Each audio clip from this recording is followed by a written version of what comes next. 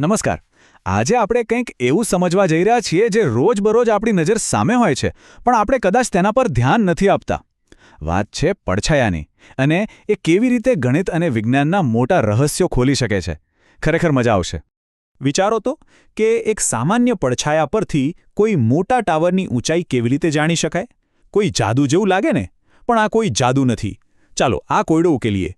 અને આ સમજવા માટે આપણે એક સ્કૂલના ખૂબ જ રસપ્રદ પ્રોજેક્ટને સાથે મળીને સમજીશું. સારું, તો આ રહસ્યને સમજવા માટે સૌથી પહેલાં આપણે એની પાછળનું સાયન્સ સમજવું પડશે. એકદમ સિમ્પલ છે, ચાલો જોઈએ. સૌથી પહેલી અને સૌથી પાયાની વાત એ છે પ્રકાશની. પ્રકાશ છે ને એ હંમેશા સીધી લીટીમાં જ ચાલે, જ્યાં સુધી એની વચ્ચે કશુંક આવીને એને રોકે નહીં. હવે જુઓ, આ કેટલી મજાની વાત છે. પડછાયા ક્યારેય એક સરખા નથી રહેતા. તમે સવારે જોશો તો લાંબા અને બપોરે જોશો તો એકદમ ટૂંકા. આખો દિવસ એમની લંબાઈ અને દિશા બદલાતી જ રહે છે. અને આવું કેમ થાય છે? એનું કારણ પણ બહુ સિમ્પલ છે. આપણી પૃથ્વી ફરે છે એટલે આપણને એવું લાગે કે સૂરજ આકાશમાં ફરી રહ્યો છે, અને જેમ જેમ સૂરજનું સ્થાન બદલાય, એનો ખૂણો બદલાય, એમ એમ પડછાયાની લંબાઈ પણ વધઘટ થયા કરે છે. તો વિજ્ઞાનની વાત તો સમજાઈ ગઈ, પણ હવે આવે છે અસલી જાદુ, ગણિતનો જાદુ. ચાલો જોઈએ કે આ પડછાયાના કોયડાને ઉકેલવા માટે ગણિત આપણને કઈ રીતે કામ લાગે છે. દરેક પડછાયામાં, ખબર છે, એક સિક્રેટ આકાર છુપાયેલો હોય છે, અને એ છે કાટકોણ ત્રિકોણ. જુઓ, કોઈ પણ વસ્તુ સીધી ઊભી હોય, એનો પડછાયો જમીન પર હોય, અને સૂરજનું કિરણ એ વસ્તુની ટોચથી પડછાયાના છેડાને જોડે. બસ બની ગયો કાટકોણ ત્રિકોણ. હવે આ ત્રિકોણનું રહસ્ય સમજવા માટે ગણિતમાં એક આખી બ્રાન્ચ છે, જેને આપણે ત્રિકોણમિતિ એટલે કે ટ્રિગ્નોમેટ્રી કહીએ છીએ.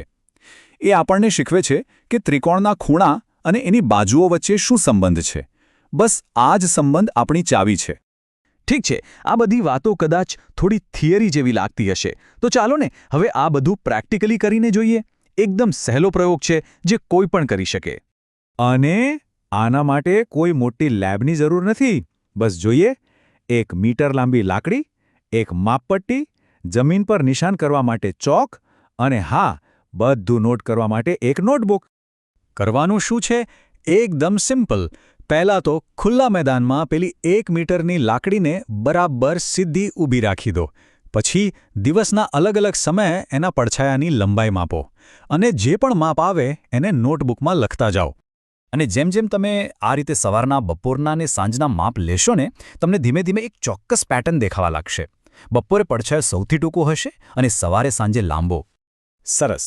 તો હવે આપણે લાકડીવાળા પ્રયોગમાંથી જે કંઈ શીખ્યા ને, એને આપણા અસલી મિશન પર લાગુ કરવાનો ટાઈમ આવી ગયો છે. આપણું મિશન છે પેલા મોટા ટાવરની ઊંચાઈ માપવાનું. અને પ્રયોગ કરતાં કરતાં બપોરે 3 વાગે એકદમ જાદુઈ ક્ષણ આવી.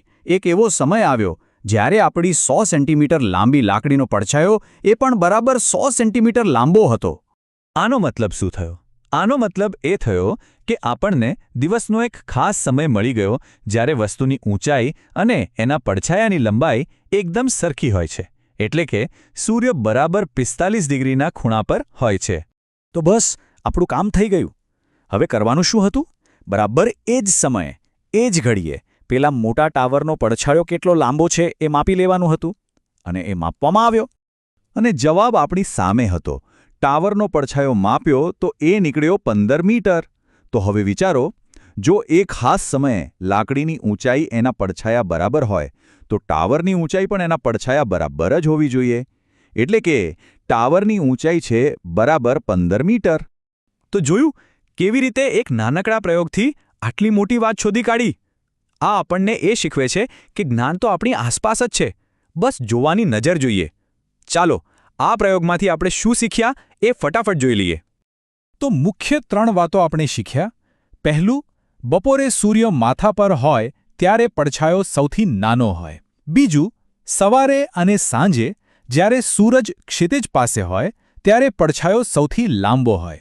અને ત્રીજી અને સૌથી કામની વાત, આપણે કોઈપણ ઊંચી વસ્તુની ઊંચાઈ એના પડછાયાનો ઉપયોગ કરીને બિલકુલ ચોકસાઈથી માપી શકીએ છીએ. આ બધું જાણ્યા પછી એક સવાલ મનમાં જરૂર આવે કે જો આટલી સિમ્પલ રીતથી ટાવરની ઊંચાઈ માપી શકાતી હોય, તો પછી આ જ પદ્ધતિનો ઉપયોગ કરીને બીજું શું શું માપી શકાય? કદાચ કોઈ પહાડ કે પછી કોઈ ઊંચું ઝાડ વિચારવા જેવું છે નહીં? આપણી આજની આ સમજૂતી જે પ્રોજેક્ટ પર આધારિત હતી એ જામનગરની શ્રી દિગ્વિજયસિંહજી ન્યૂ સરકારી હાઈસ્કૂલના ડૉક્ટર સંજય કે પરમાર દ્વારા તૈયાર કરવામાં આવી હતી.